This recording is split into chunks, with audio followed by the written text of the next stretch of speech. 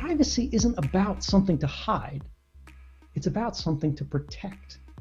Privacy is the right to the self, the foundation of all other rights. Freedom of speech doesn't mean very much.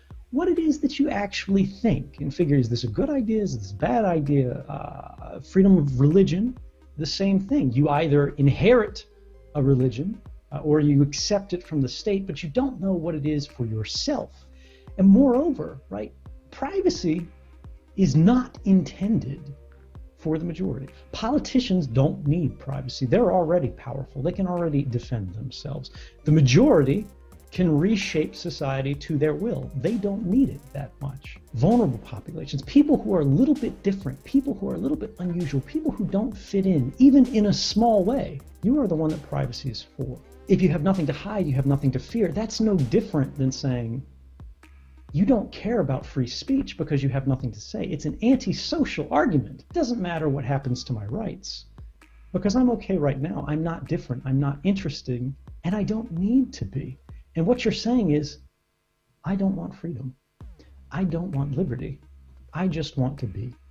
And while you might agree with that, I think we can be better. I think the rights that we inherited are a blessing, something that we should protect and defend and ensure that not just this generation, but every other generation enjoys that and more.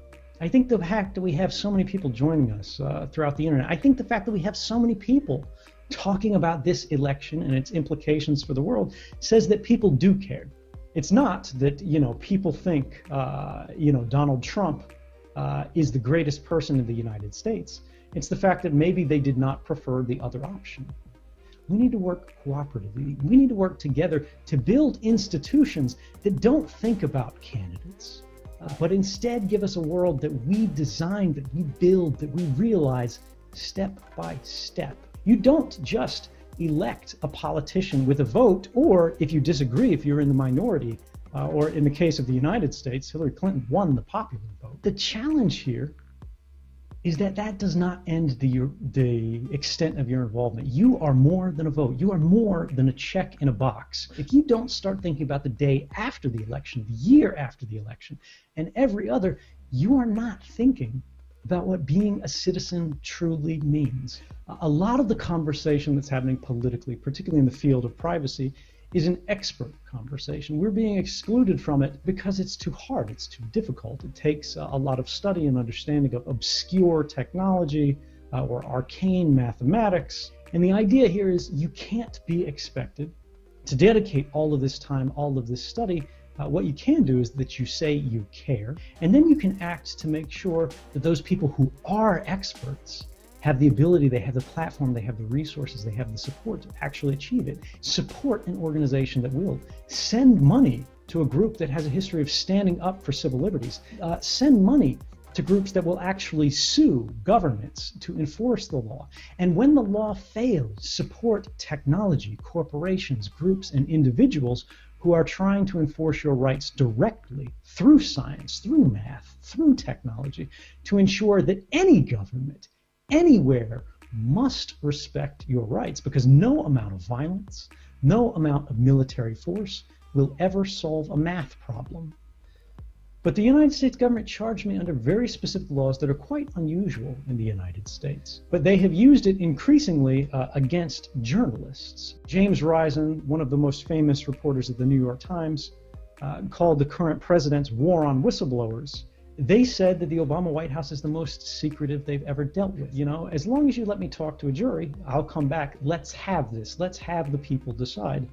They sent back a letter saying, we promise we will not torture you, as I won't stand up and serve as a deterrent willingly to scare people away from doing the right thing. The Supreme Court of the United States was asked by these civil liberties organizations to rule on the lawfulness of these surveillance activities. And they said, it's very interesting, but we can't sign reforms into law. The United Nations found that these programs were a violation of human rights when they have worked in the public service in good faith to reveal activities of public concern. And the question is there a reason that you think I should not be hopeful?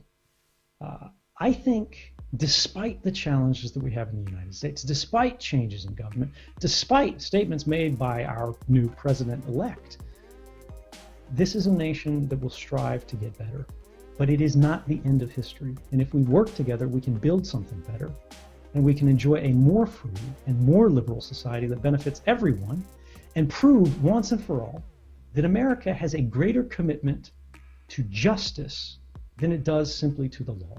Now, the president of Russia has previously said on camera that the people of Russia consider me a human rights defender.